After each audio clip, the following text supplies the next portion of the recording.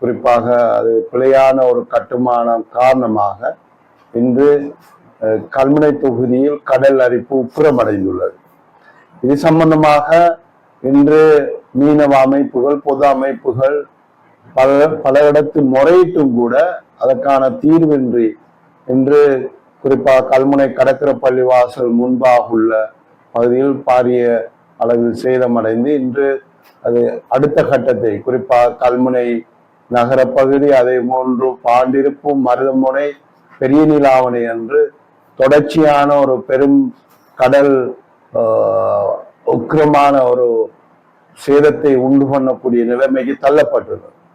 இதில் சில உண்மைகளை நான் தெரியப்படுத்த வேண்டும். ஏனென்றால் கடந்த பாராளுமன்ற தேர்தல் காலத்தின் பின்பு மிகவும் சில காரணங்களுக்காக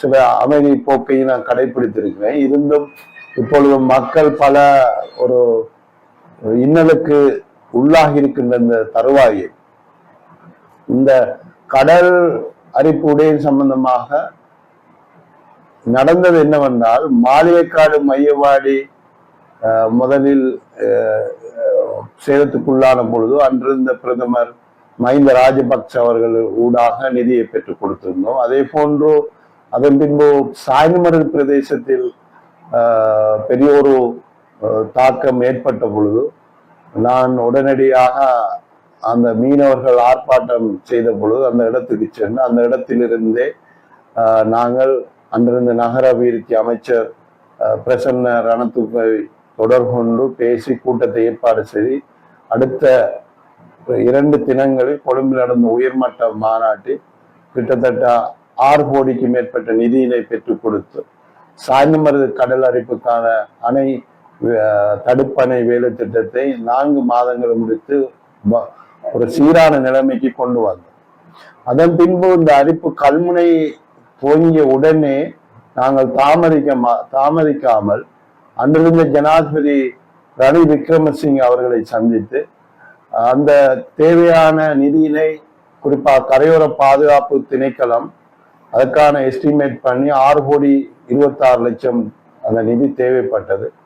அது முழுமையாக அந்த நிதியினை கல்முனை பிரதேச செயலக கடல் அரிப்பு வேலை திட்டத்துக்காக ஒதுக்கீடு செய்திருந்தார். அந்த நிதி கிட்டத்தட்ட ஜூலை 18ஆம் தேதி அனுமதிக்கப்பட்டு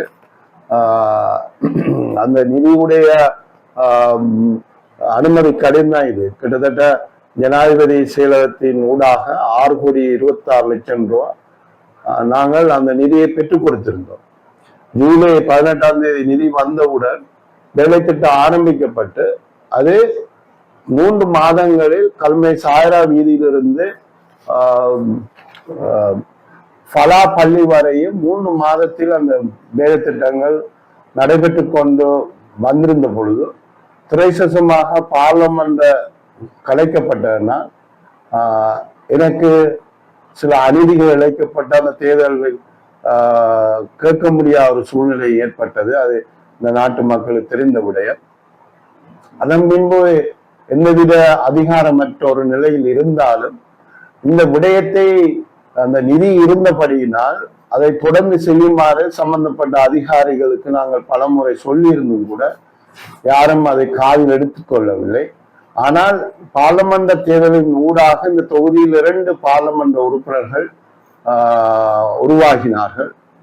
நான் யார் மீது தனிப்பட்டதை குற்றஞ்சாட்டுவதற்கல்ல, ஆனால் மக்களுடைய இன்னல்களை பார்த்து இனிமேல் என்னால் பொறுமையாக இருக்க முடியாது. என்றால் நிதி இருந்தது, அதற்கான வேலை திட்டத்தை செய்ய வேண்டிய நிலை தாழ்நிலையில் அதிகாரிகள் இருந்தார்கள். ஆனால் அதற்கான கூட்டத்தை குறிப்பாக டிசிசி கூட்டத்தை கூட்டி அந்த தேர்தல் திட்டத்தை ஃபாலோ பண்ணி அதை குறிப்பாக உதாரணத்தை சொல்ல போனால் பலா பள்ளியிலிருந்து கடற்கரை பள்ளி வாசல் ஆக 300 மீட்டருக்கு உட்பட்ட பிரதேசம்.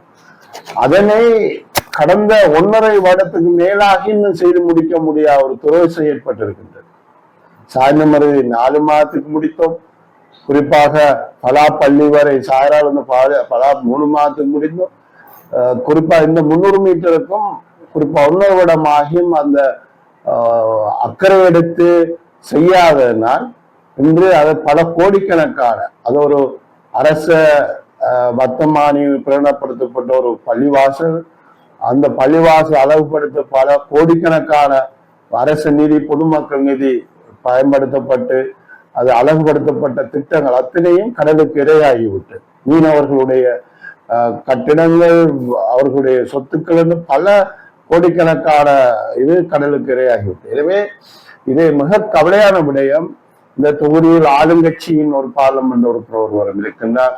அவர் இந்த கரையோர பிரதேச சகல பிரதேசங்களுடைய டிசி சேர்மன். அவர் மீது நான் மரியாதை வைத்திருக்கேன். அதனால்தான் நான் இவ்வளவு காலமும் எந்த விடயத்தை அவர் மீது விரல் நீட்டவில்லை. ஆனால் இப்பொழுது எங்கள் மண்ணும் வளமும் கடலுக்கு இரையாகி இருப்பதனால் எங்களால் பொறுத்து கொள்ள முடியாதபடியினால் அவர்கள் இந்த விடயத்தை கருத்து கொள்ள வேண்டும். இதுக்கு அவசரமாக இறங்கி இந்த வேலை திட்டத்தை முன்னெடுக்க வேண்டும். குறிப்பாக இது கல்முனையோடு மட்டும் நிற்க போவதில்லை. கல்முனை நகர பகுதி, அதன் பின்பு பாண்டிருப்பு, மருதமுனை பிரதேசம் மிகவும் கடல், அதாவது அவருடைய கடல் பீச் ரோட்டிலிருந்து கடல் உள்ள அந்த பிராந்தியம் மிக குறுகியது. குறிப்பா 10-15 அடி அளவு தான் அந்த கடற்கரை இருக்கின்றது. எனவே ஒரு கடல் அரிப்பு வந்தால் அந்த ஊரினுடைய வாழ்வு ஆயிரக்கணக்கான மக்கள் இன்று மீன்பிடி தொழில், ஹோட்டல் தொழில், அதை நெசவு தொழில் என்று அந்த கடலை அண்டிய பிரதேசத்தில் அந்த மக்கள் அந்த தொழிலை நம்பிக்கொண்டிருக்கின்றவர்களுக்கு பாதி ஒரு சேவை ஏற்படக்கூடிய வாய்ப்பு இருக்கிறது, அந்த அபாயம் இருக்கின்றது. எனவே சம்பந்தப்பட்ட அரச பார்லமெண்ட் உறுப்பினர்கள் களத்தில் இறங்கி இந்த விடயத்தை அவசரமாக செய்ய வேண்டும். பாண்டிருப்பு, மருதமுனை, நீலாவணை வரை, குறைந்தது கல்லாத்து கலப்பு வரையும் இந்த கடல் தடுப்பு அணைகள் கட்டப்பட்டு மக்களையும் மண்ணையும் இந்த பிராந்தியத்தை பாதுகாக்கின்ற விடயத்தில் கடுமையான முறையில் அவர்கள் பாடுபட வேண்டும் என்று மக்களின் சார்பிலாக நாம் வேண்டுகோள் விடுக்கிறோம்.